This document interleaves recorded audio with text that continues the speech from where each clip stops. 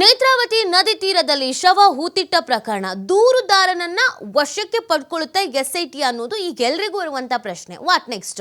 ಇಲ್ಲಿವರೆಗೂ ತನಿಖೆ ಆಯ್ತು, ಶೋಧ ಆಯ್ತು, ಈಗ ದೂರುದಾರನನ್ನ ವಶಕ್ಕೆ ಪಡ್ಕೊಳ್ತಾರಾ ಅಂತ.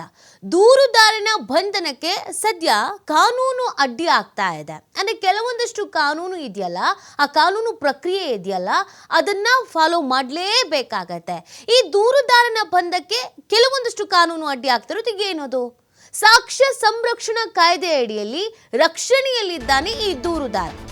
ಈ ದೂರುದಾರ ಬರಬೇಕಾದ್ರೇನೆ, ಅಂದ್ರೆ ದೂರನ್ನ ಕೊಡೋದಕ್ಕೆ ಅಂತ ಆಗಮಿಸ್ಬೇಕಾದ್ರೇನೆ ಆತನ ಲೀಗಲ್ ಟೀಮ್ ಬಹಳ ಚೆನ್ನಾಗಿ ಆತನನ್ನ ಸೇವ್ ಮಾಡುವಂತ ನಿಟ್ಟಿನಲ್ಲಿ ಯಾವುದೇ ಕಾರಣಕ್ಕೂ ನಾಳೆ ಮುಂದಿನ ದಿನದಲ್ಲಿ ಸಮಸ್ಯೆ ಆಗಬಾರ್ದು ಅನ್ನುವಂಥ ಕಾರಣಕ್ಕಾಗಿ ಆತನನ್ನ ಪಬ್ಲಿಕ್ ಆಗಿ ಕರ್ಕೊಂಡು ಬಂದಿದ್ದೆ ಸಾಕ್ಷ್ಯ ಸಂರಕ್ಷಣಾ ಕಾಯ್ದೆಯ ಅಡಿಯಲ್ಲಿ.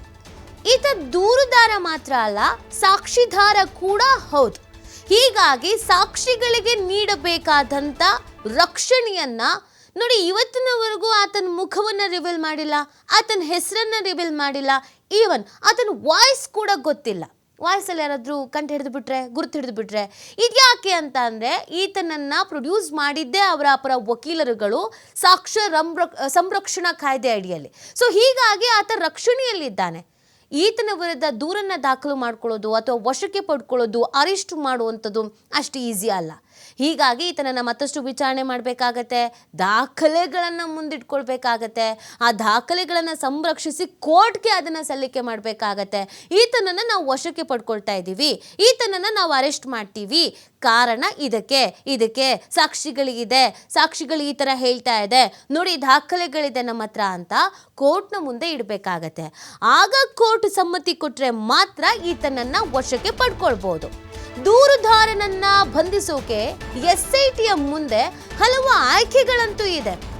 ಈಗ ಎಸ್ಐಟಿ ಮೇಲೆ ಒತ್ತಡ ಇರೋದೆ, ಮೊದಲು ಹೋಗಿ ದೂರುದಾರನನ್ನ ಬಂಧಿಸಿ, ಇನ್ನೂ ಏನು ಮಾಡ್ಕೊಂಡು ಕೂತಿದ್ದೀರಾ, ಯಾಕೆ ಇಲ್ಲಿವರೆಗೂ ಬಂಧಿಸಿಲ್ಲ ಅಂತ. ಎಸ್ಐಟಿ ಕಾನೂನು ಹೋರಾಟವನ್ನು ಮಾಡೋದಕ್ಕೆ ಆಪ್ಷನ್ಸ್ಗಳಿಗಿದೆ. ಹಾಗಿದ್ರೆ ಏನು ಆಪ್ಷನ್ಸ್ ಇದೆ? ಯಾವ ಆಪ್ಷನ್ಸ್ನಲ್ಲಿ ಟ್ರೈ ಮಾಡಬಹುದು ಎಸ್ಐಟಿ? ಸುಳ್ಳು ಮಾಹಿತಿ ನೀಡಿದ ಅನುಮಾನ ಅಂತ ಕೋರ್ಟ್ಗೆ ವರದಿಯನ್ನು ಸಲ್ಲಿಸಬಹುದಾದ ಸಾಧ್ಯತೆ ಇದೆ. ನೋಡಿ, ನಾವಿಷ್ಟು ಶೋಧ ಕಾರ್ಯ ಮಾಡಿದ್ವಿ, ಒಂದೇ ಒಂದು ಗುಂಡಿಯಲ್ಲಿ ಸಿಕ್ಕಿದೆ, ಹಾಗೆ ಹಿಂಗೆ ಸುಳ್ಳು ಹೇಳಿರ್ಬೋದು ಅಂತ ನಮ್ಗೆ ಅನಿಸ್ತಾ ಇದೆ, ನಮ್ಮನ್ನ ಮಿಸ್ಲೀಡ್ ಮಾಡಿರ್ಬೋದು ಅಂತ ಅನಿಸ್ತಾ ಇದೆ ಅಂತ ಆತ ಸುಳ್ಳು ಹೇಳಿದ್ದಾನೆ ಅನ್ನೋದಕ್ಕೆ ಸಂಬಂಧಪಟ್ಟಂತೆಗೆ ಒಂದು ಅನುಮಾನದ ಅಡಿಯಲ್ಲಿ ಕೋರ್ಟ್ಗೆ ವರದಿ ಸಲ್ಲಿಕೆ ಮಾಡ್ಬೋದು. ಈ ಮುಖಾಂತರವಾಗಿ ಕೋರ್ಟ್ನಿಂದ ಬಂಧನಕ್ಕೆ ಅನುಮತಿಯನ್ನು ಪಡ್ಕೊಳ್ಬಹುದು. ಸುಳ್ಳು ದೂರು ತನಿಖೆಗೆ ಅಡ್ಡಿ ಅಂತ FIR ಅನ್ಬೇಕಾದ್ರೆ ದಾಖಲಿಸ್ಕೊಳ್ಬಹುದು. ದೂರುದಾರ ನೀಡಿದ ಮಾಹಿತಿ ಸುಳ್ಳು ಅಂತ ಅವ್ರು ಸಾಬೀತುಪಡಿಸ್ಬೇಕಾಗತ್ತೆ. ಅದಕ್ಕೆ ಸಾಕ್ಷಿಗಳು ಲಭ್ಯವಾಗಬೇಕಾಗತ್ತೆ. ಆ ಸಾಕ್ಷಿಗಳನ್ನ ಮುಂದಿಟ್ಕೊಂಡು ಆತ ಕೊಟ್ಟಿದ್ದಂಥ ಮಾಹಿತಿ ಎಲ್ಲವೂ ಸುಳ್ಳು ಅಂತ ಸಾಬೀತು ಮಾಡಿ ಆಗ ಆ ಸಾಕ್ಷಿಯನ್ನ ನೀಡಿದ್ರೆ ಸಂರಕ್ಷಣಾ ಕಾಯ್ದೆ ಅಡಿ ಇರುವಂಥ ರಕ್ಷಣೆಯನ್ನ ಹಿಂತೆಗೆದುಕೊಳ್ಳಬಹುದಾದ ಸಾಧ್ಯತೆಗಳಿದೆ. ಕಾನೂನಿನಲ್ಲಿ ಅದಕ್ಕೆ ಅವಕಾಶ ಇದೆ, ಆಪ್ಷನ್ಸ್ ಕೂಡ ಇದೆ. ಯಾವಾಗ SIT ಅಧಿಕಾರಿಗಳು ಪ್ರೂವ್ ಮಾಡಬೇಕಾಗತ್ತೆ ಈತ ಸುಳ್ಳು ಹೇಳ್ತಿದ್ದಾನೆ ಅಂತ. ದೂರುದಾರನ ಬಂಧನಕ್ಕೆ SITಗೆ ಏನ್ ಸಾಕ್ಷಿಗಳು ಬೇಕು? ಈಗ ಆತನ ಬಂಧಿಸಬೇಕು ಅಂತಂದ್ರೆ ಸಾಕ್ಷ್ಯ ಬೇಕು ಅಂತ ಹೇಳ್ತಾ ಇದ್ದಾರೆ ಅಲ್ಲ, ಹಾಗಿದ್ರೆ ಏನ್ ಸಾಕ್ಷ್ಯ ಬೇಕು? ಯಾವ ಸಾಕ್ಷಿಗಳು ಪ್ರಮುಖ ಪಾತ್ರ ವಹಿಸುತ್ತೆ? ಒಂದು, ಸುಳ್ಳು ಮಾಹಿತಿ ಹೇಳಿದ್ದಾನೆ ಅಂತ. ಹೌದು, ಅವನು ಇಲ್ಲಿ ಕರ್ಕೊಂಡೋದ 13ನೇ ಸ್ಪಾಟಲ್ಲಿ ಸಿಗುತ್ತೆ ಅಂತ ಹೇಳ್ದ, ಅದಕ್ಕೆ ನಮ್ಮ ಹತ್ರ ಡಾಕ್ಯುಮೆಂಟ್ಸ್ ಇದೆ, ಆತ ಲೆಟ್ರಲ್ಲಿ ಬರ್ಕೊಟ್ಟಿದ್ದಾನೆ, ಆತನ ಆಡಿಯೋ ರೆಕಾರ್ಡ್ ಮಾಡ್ಕೊಂಡಿದ್ದೀವಿ, ಬಟ್ ಅಲ್ಲಿ ಏನೂ ಸಿಕ್ಕಿಲ್ಲ. ಸುಳ್ಳು ಮಾಹಿತಿ. ತಪ್ಪು ದೂರು, ಮೊದಲಿಗೆ ಆತ ಹೇಳಿದ್ವೊಂದು, ಈಗ ಹೇಳ್ತಾ ಇರೋದೊಂದು, ತಪ್ಪು ದೂರನ್ನು ಕೊಟ್ಟಿದ್ದಾನೆ, ಅದಕ್ಕೆ ಸಾಕ್ಷಿ ಇರಬೇಕು, ಆ ಸಾಕ್ಷಿ. ಹಾಗೇನೆ ತನಿಖೆ ಒಂದು ಹಂತದಲ್ಲಿ ಹೋಗ್ತಾ ಇತ್ತು, ನಮಗೆ ತನಿಖೆಗೆ ಅಡ್ಡಿ ಮಾಡಿದ್ದಾನೆ, ಅಲ್ಲಿ ಇಲ್ಲಿ ಅಂತ ಸಾಕಷ್ಟು ಸುಳ್ಳುಗಳನ್ನು ಹೇಳಿ ನಮಗೆ ತನಿಖೆಗೆ ಅಡ್ಡಿ ಆಗಿದೆ ಅನ್ನೋದನ್ನು ಕೂಡ ಅವರು ಪ್ರೂವ್ ಮಾಡಬೇಕಾಗತ್ತೆ SIT ಅಧಿಕಾರಿಗಳು. ಹಾಗೆಲ್ಲ ಸಾಕ್ಷಿಗಳಿಗಿದ್ರೆ BNS ಆ್ಯಕ್ಟ್ ಇದರ ಅಡಿಯಲ್ಲಿ 209, 227, 229 ಅಡಿಯಲ್ಲಿ FIR ಅನ್ನು ದಾಖಲಿಸಬಹುದು. ಅಥವಾ ಇದೇ ಸಾಕ್ಷಿಗಳ ಆಧಾರದಲ್ಲಿ ಕೋರ್ಟ್ಗೆ ಅರ್ಜಿಯನ್ನು ಕೂಡ ಸಲ್ಲಿಕೆ ಮಾಡಬಹುದು.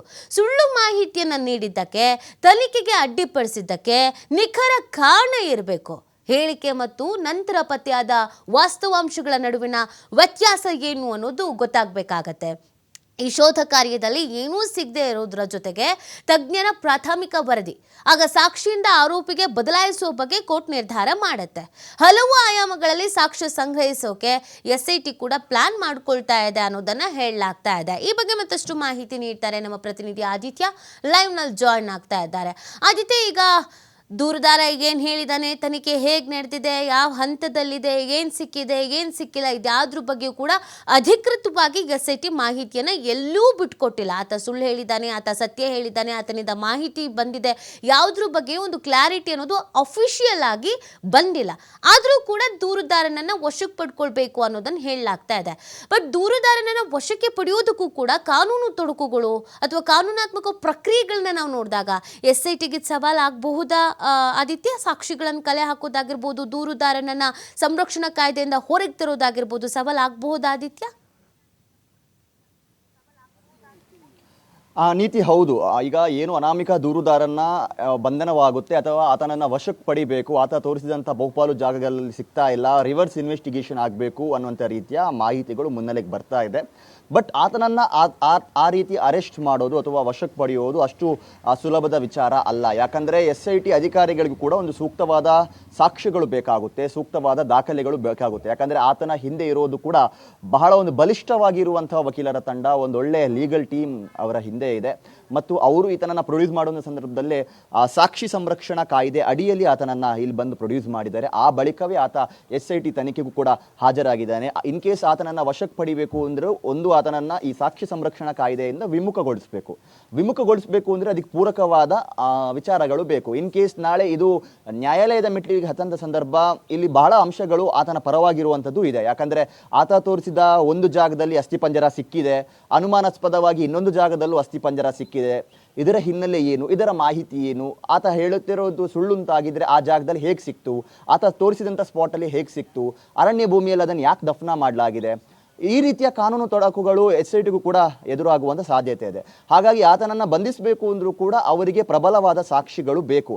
ಒಂದು ಆತ ಹೇಳ್ತಾ ಇರುವಂಥ ಈ ಹೇಳಿಕೆಗಳು ಸುಳ್ಳು ಮತ್ತು ಆತ ಹೆಣಗಳನ್ನು ಹೂತು ಹಾಕಿರೋದು ಸುಳ್ಳು, ಆತ ಈ ಥರ ಏನು ಪಶ್ಚಾತ್ತಾಪ ಪತ್ರದಲ್ಲಿ ಉಲ್ಲೇಖ ಮಾಡಿದಾನೋ ಅದು ಸುಳ್ಳು ಅನ್ನುವಂಥ ರೀತಿಯಲ್ಲಿ.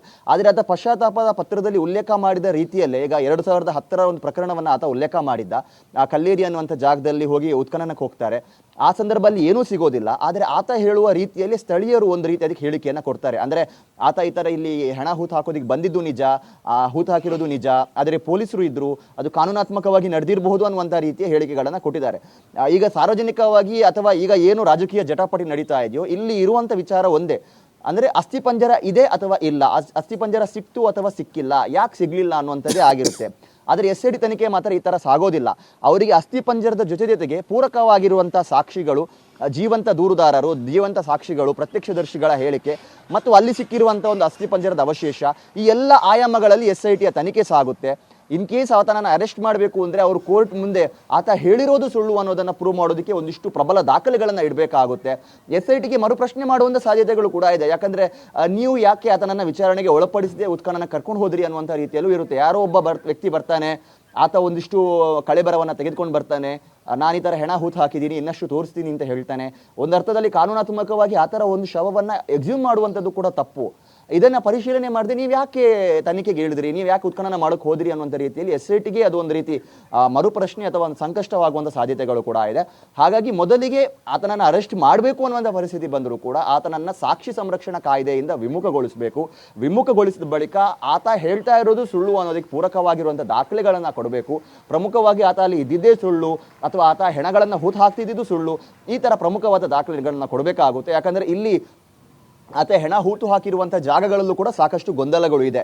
ಕಂದಾಯ ಭೂಮಿಯನ್ನು ಬಿಟ್ಟು ಯಾಕೆ ಅರಣ್ಯ ಭೂಮಿಯಲ್ಲಿ ಈ ಥರ ಶವವನ್ನು ದಫನ ಮಾಡಿದರು ಮತ್ತು ಈಗ ಬರ್ತಾ ಇರುವಂಥೊಂದಿಷ್ಟು ದೂರುಗಳನ್ನು ಕೂಡ ಗಮನಿಸ್ಬೋದು. ಅಂದರೆ ಒಂದೇ ದಿನದಲ್ಲಿ ಒಂದು ಅಪರಿಚಿತ ಶವವನ್ನು ದಫನ ಮಾಡೋದು, ಈ ರೀತಿಯ ಬೇರೆ ಬೇರೆ ಪ್ರಕರಣಗಳು ಕೂಡ SIT ಮುಂದೆ ಬರ್ತಾ ಇದೆ. ಮತ್ತು SITಗೆ ಒಂದು ಸ್ಟೇಷನ್ ಪವರನ್ನು ಕೂಡ ಕೊಟ್ಟಿದ್ದಾರೆ. ಯಾವಾಗ SITಗೆ ಈ ಪರ್ಯಾದ ಅಂದರೆ ಒಂದು ಸ್ಟೇಷನ್ ಪವರ್ ಯಾವಾಗ ಬಂತು ಅಂದರೆ ಈ ಥರ ದಿನನಿತ್ಯ ದೂರುದಾರರು ಬರೋದು, ಒಂದಿಷ್ಟು ಕುಟುಂಬಸ್ಥರು ಮುಂದೆ ಬರೋದು, ಈ ಥರ ಎಲ್ಲ ಆದಂಥ ಸಂದರ್ಭ ಅವ್ರಿಗೆ ಸ್ಟೇಷನ್ ಪವರ್ ಕೊಟ್ಟಿದ್ದಾರೆ. ಹಾಗಾಗಿ ಈ ಹಿಂದೆ ಬಂದಂಥ ಒಂದಿಷ್ಟು ದೂರುಗಳನ್ನು ಕೂಡ SIT ಹೆಗಲಿಗೆ ಹಾಕಲಾಗಿತ್ತು. DGIGP ಅವರೇ ಆ ಒಂದು ಆದೇಶವನ್ನು ನೀಡಿದರು. ಸೊ ಆ ಎಲ್ಲ ಪ್ರಕರಣಗಳು, ಅಲ್ಲಿ ಬಂದಿರುವಂಥ ಆರೋಪಗಳು, ಅದರ ಸತ್ಯಾಸತ್ಯತೆ, ಸಿಕ್ಕಿರುವಂಥ ಅಸ್ಥಿಪಂಜರದ ಮೂಲ ಮತ್ತು ಇನ್ನೊಂದು ಜಾಗದಲ್ಲಿ ಭೂಮಿಯ ಮೇಲ್ಮೈಯಲ್ಲಿ ಒಂದು ಅಸ್ಥಿಪಂಜರ ಪತ್ತೆಯಾಗಿದೆ, ಅದು ಯಾಕೆ ಪೊಲೀಸರ ಗಮನಕ್ಕೆ ಬಂದಿಲ್ಲ? ಈ ದೂರುದಾರ 1995ಇಂದ 2014ವರೆಗೂ ಮಾಡಿರುವಂಥ ಆರೋಪ ಮತ್ತು ಅಲ್ಲಿ ಸಿಕ್ಕಿರುವಂಥ ಆ ರೀತಿ ಅನುಮಾನಾಸ್ಪದ ಅಸ್ಥಿಪಂಜರ ಇದಕ್ಕೇನಾದರೂ ಸಂಬಂಧ ಇದೆಯಾ? ಮತ್ತು ಈಗಾಗಲೇ ಉತ್ಖನನ ಮಾಡಿರುವಂಥ ಜಾಗ ಈಗ ಸಾರ್ವಜನಿಕವಾಗಿ ಅಲ್ಲಿ ಏನು ಸಿಕ್ಕಿಲ್ಲ ಅಂತ ಹೇಳಿದ ಕೂಡಲೇ ಚಾಪ್ಟರ್ ಕ್ಲೋಸ್ ಅಂತ ಅನ್ಕೊಂಡ್ಬಿಡ್ತಾರೆ. ಆದರೆ ಆ ಥರ ಆಗೋದಿಲ್ಲ.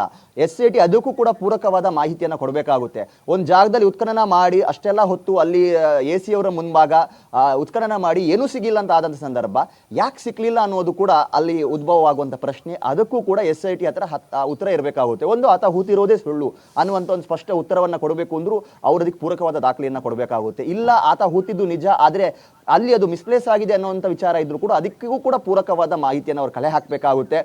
2014 2025 ವರೆಗೂ ಅಲ್ಲಾದಂಥ ವ್ಯತಿರಿಕ್ತವಾದ ಬದಲಾವಣೆಗಳು, ಪ್ರಾಕೃತಿಕ ವಿಕೋಪಗಳಾಗಿರ್ಬೋದು, ಆದಂಥ ಡೆವಲಪ್ಮೆಂಟ್ಗಳು, ಹೀಗೆ ಬೇರೆ ಬೇರೆ ವಿಚಾರಗಳನ್ನು ಮುಂದಿಟ್ಟು ಅದಕ್ಕೆ ಪೂರಕವಾದ ಸಾಕ್ಷ್ಯವನ್ನು ಇಟ್ಟು ಕೂಡ ಅದನ್ನು ಅವರು ಹೇಳಬೇಕಾಗುತ್ತೆ. ಹಾಗಾಗಿ SIT ತನಿಖೆ ನಡೀತಾ ಇದೆ. ಗೃಹ ಸಚಿವರು ಕೂಡ ಇದೇ ವಿಚಾರವನ್ನು ನಿನ್ನೆ ಅಧಿವೇಶನದಲ್ಲಿ ಹೇಳಿದ್ದಾರೆ. ಒಂದು ಸಮಾಧಿಯಲ್ಲಿ ಏನು ಸಿಕ್ಕಲಿಲ್ಲ ಅಂದ್ರೂ ಕೂಡ ಅಲ್ಲಿ ಸಿಗುವಂಥ ಒಂದು ಮಣ್ಣಿನ ಆಧಾರದಲ್ಲೂ ಕೂಡ ತನಿಖೆ ನಡೀತಾ ಇದೆ. ಇನ್ನೇನು ಕೆಲವೇ ದಿನಗಳಲ್ಲಿ ವರದಿ ಬರುತ್ತೆ. ಇನ್ ಕೇಸ್ ಆತನನ್ನು ವಶಕ್ಕೆ ಪಡಿಬೇಕು ಅಂದರೆ ಈ ಎಲ್ಲ ಅಂಶಗಳು SIT ಬಳಿ ಇರಬೇಕಾಗುತ್ತೆ. ಆತನನ್ನು ಸಾಕ್ಷ್ಯ ಸಂರಕ್ಷಣಾ ಕಾಯ್ದೆಯಿಂದ ವಿಮುಖಗೊಳಿಸಿ ಆ ಬಳಿಕವೇ ಅವರು ಬಂಧಿಸಬೇಕಾಗುತ್ತೆ. ಹಾಗಾಗಿ SITಗೆ ಬಲವಾದ ಸಾಕ್ಷ್ಯವಿಲ್ಲದೆ ಹೋದರೆ ಆತನನ್ನು ವಶಕ್ಕೆ ಪಡೆಯೋದು ಕೂಡ ಬಹಳ ಕಷ್ಟಕರವಾಗಿರುವಂಥ ವಿಚಾರ. ನೀತಿ. Thank you Aditya.